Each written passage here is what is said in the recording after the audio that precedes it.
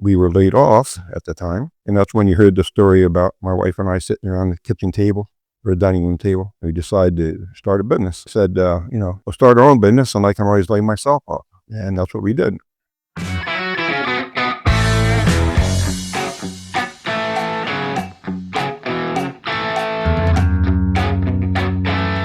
And so I bought a bucket truck. We decided that for the name for Aspen because that would be first in the Yellow Pages. And towards the end of that first year is when we picked up 2 contracts. And I think our first bank account was in First Merchants up in Manalapan. And because we had contract work, you didn't get paid on time all the time. So we used to take loans out to make payroll. So sometimes it was a little difficult.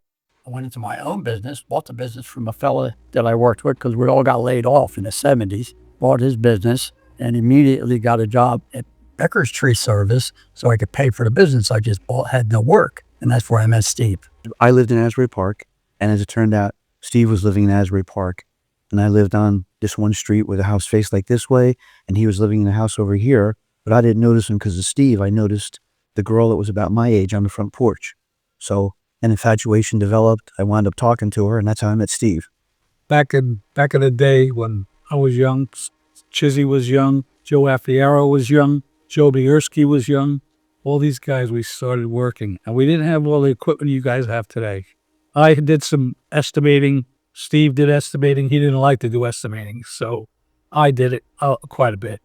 And we all worked together every day. The founder happened to be married to my sister at some point in time. Don't remember the exact year. I started working for Aspen part-time, primarily while I was in college for, I think, a couple summers maybe. I first met Steve. Somehow I got hooked up with him working with Aspen because at the time I was like low man, so I was getting bounced around. And we separated after that, and we both, I got laid off, I think. And then eventually he called me back, and Aspen was doing a job for cable up north, and he asked me if I wanted to go with him. So I said, yeah, I'll do it.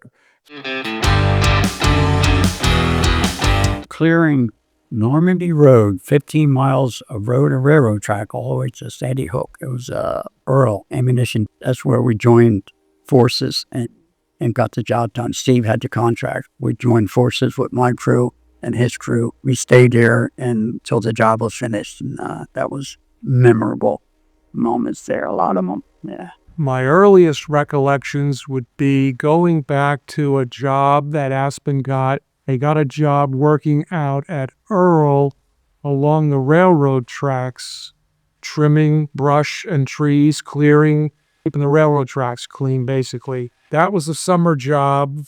We found a kid that was kind of the job from hell because there were a couple of heat waves while we were doing the job. There were a few days where it was just practically impossible to work. It was so hot. We'd work a couple hours, a few hours, and then knock off. Steve said, you know what, this is getting too brutal. Let's just cut it down early today and come back tomorrow. So that went on and on and on all summer. I got this call from Steve. And he told me, he says, hey, I got a contract coming up and I need, people to work. You want to come work with me? So I said, sure, fine. We did the job, and whenever the contract was done, I kind of hung out with Steve and then, seeing what up. And I started working, he doing private jobs, and we started working together. And then he got a job of shade tree in Freehold. And while he was doing the shade tree, I was kind of like doing the jobs that he was lining up. So I was kind of like running the business while he was doing shade tree. And that's pretty much it, how we started. Well, in the early years, it was tough, but we're just, okay, what do we have to do? So if I didn't have enough work, that's when we would go help somebody else out. So like when Bert was here, we were slow that year. But because I had contacts with Aspen, like the general foreman, John DeWolf, they had picked up a contract up in the Summit area. He asked me, he says, hey, would you want to come to work for us and do this cable work? I talked to Bert. I said, you want to go up to Summit? That's what we did. So we went to back to work for Aspen for a few months. And that pulled us through the winter. And then we, got busy again in the summer. But that's, that happened a few times too, working with different people. They needed help, so. All the years with Aspen, working with Steve was on and off through the years. I still have my own business, so we worked on and off together, helping each other over those years. But it started around 1972 And then Steve went into business. It's just 50 years. So it was what, 76? Steve and I both worked for Becker's Tree Service. I already had my business. I'm trying to pay for it working there. Steve went into business in 76, and then I left Becker's Tree Service, and we both went into, he went into his business, I went into my business. That was 76, and that's where we again started helping each other get through it. The early stages of tree business, it was a struggle. Well, Freehold, we had the house right on the corner of West George and Route 33 right across from the racetrack. And when we started, there across the other side of the track on the southbound side of Route 9 was the barn area and the garage. So the track allowed us to park our trucks there. And then I would do work at the track. Oh, I remember. His original bucket was an International. Aspen's original bucket was an International, and it always had things wrong with it. Man, I remember that bucket truck. And the old International bucket truck that I got from Steve, that's another one, was around for a long time, and I kept it alive as long as I could. Yeah. Oh, I used to like that truck. It ran good. It was an easy to operate. It didn't have the most height, but it get you at least to an area where you could climb out of the buckets. Yep, that was old Betsy. That was a 1960 International with a High Ranger. And like my cousin Ronnie, he had a dump truck. So that's all we had in the beginning. So you had to, whatever you did, taking trees down or pruning the trees, all the brush went in the back of the truck, and then you had to cut it up so you could take it to the dump, take it to a recycling place. There weren't very many of them back then, though. There are now. That was a little bit more work than what you see happening today. Today you see all the equipment, right? So, if you were taking a tree down the backyard, you got to drag all the brush out by yourself, or you cut the wood up. A lot of times you cut a log like in a 6-foot piece and just slide it down and throw it up on your shoulder and walk it out. Now we have the minis. I remember when I was going to Hazzies on the stub grinder, and at that time my wife worked for Central Jersey Bank and Trust, and she didn't want to give me a loan for the stub grinder. How are you going to pay this back? Paid it back. Back in them days, he had some hard times, and we all did, but You were lucky if you got enough to buy beer on the way home or gas in the truck. Back in the day, that's the way it was. And then you struggled, but wasn't a bad thing. We learned from that, my brother worked with us a couple of jobs, but whoever we could get, that was the deal. We could get to work with us, we got them. I told you I was at Freehold Township, mostly because we were slow and her parents worked for the government. They thought a government job would be better.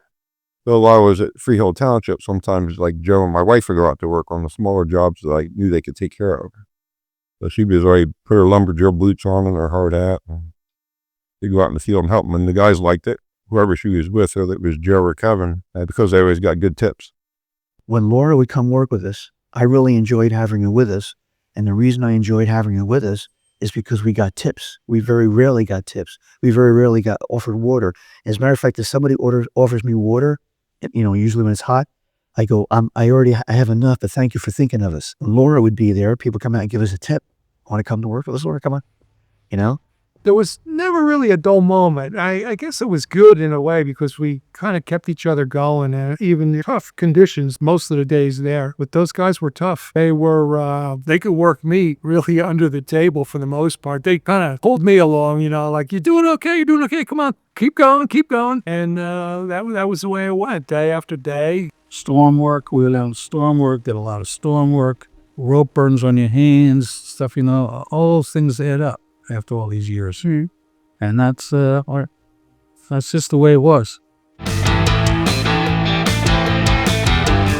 Tell so many stories sometimes you forget what you said. My brother-in-law, John Koveleski, he worked with us. He was a prankster. He was pulling pranks, and it kind of drew me in a lot of times, pulling pranks. But he was a good prankster. Steve was always trying to mellow things out, Yeah, I used to bring my lunch every day, obviously, my little black lunchbox, old-fashioned looking lunchbox. And one day we broke for lunch, and these guys all knew. They were in on it. The three of them basically ganged up on me the whole summer. Steve, Ronnie Hughes, and Fat John. They came across this dead bird somewhere along the tracks there, whatever, and snuck it into my lunchbox without me knowing. So we sat down to eat, and I opened up the lunchbox, almost had a heart attack. There was the dead bird on top of my whatever sandwich I had. I'd have to have my wife call her mom and say, don't open our lunchbox. Was only one. That was one of many things they used to do to me. It was almost, I was waiting for something to happen almost every day. Like if I got to the end of the day and nothing, nothing really happened, it was kind of like a bonus, Everybody did that. Steven's not Chizzy is not. Every once in a while, but he's business. He's all about business and stuff like that. Every once in a while, but you had Joe Aufiero. Joe knows everything. I remember I made a judgment call wrong one time, a pretty bad one, and Senior was there. He was able to compensate for it. We were in a subdivision, and the trees growing in the subdivision before they built the house has been there for a long time. It had never been managed. So what happens, you got a lot of trees like this growing that are very, very tall with no lower branches, and everything's leafing at the top. So he says, what do you think about that one over there? I said, we should be able to just knock it right over. So we make a notch in it and making the back cut, and it won't go because it's moving. Oh my gosh. So he winds up figuring out a way to put a rope on the top of it, secure the trunk below the notch, and then be able to pull it over so it wouldn't move. But that my judgment call was like totally off. I said, yeah, put a notch, come right over. Nope. It was sitting there in the notch going like this. Oh no. He told you about the groundhog, right? Yeah. They had found a dead groundhog and put a dead groundhog on my engine manifold that morning. And so it was there probably baking in the sun for a couple hours before we broke for lunch. Ronnie goes to Chris's deli to get us lunch, right? He didn't say anything for a couple of days, right? But now we're sitting in the car having lunch, and they're like, hey, Bart, back up. I think he parked next to something dead. That's not it. Maybe you better pull up. Eventually, we got out of the car. So I think the third day, maybe, we're coming down. He used to meet us at Navy Row. And so we're coming down the road. You see him sitting on the hood of his car, and he's just smiling, like kicking his legs in and out like this. We get there. What's up, Bart? He says, I don't know. I was sitting there having my coffee on the hood of my car, and all these flies are going in and out of under my hood. You never know what I found there. Couldn't tell what it was because half the fur is burned off by then. That was another war story. Oh, no, not quite as large as it is now, but, the way we built it and the people that we brought on makes it much easier. I always knew your father was going to make it just because of his like attitude. He was the type of guy, like, no matter what happened, he always looked at the bright side. Always looked at the bright side. He was Leaps and bounds improving his business. But did I ever think we'd come to this? No, not really. But it's nice to see. No, I don't think so. No. I don't think I would have guessed it. No. I'm sure they felt at times that maybe it was never going to happen, or it wasn't going to happen fast enough, but they persevered, they worked hard, and here they are still in business 50 years later. Without her, we would, I would have never got this far on my own. You were the other half. I some say the better half.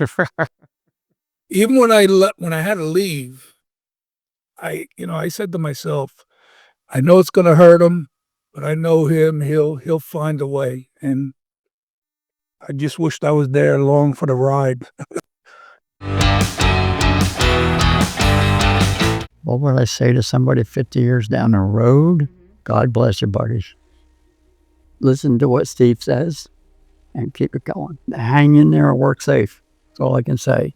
Guys are doing a great job. I see their trucks all over the road, and that excites me. It's awesome.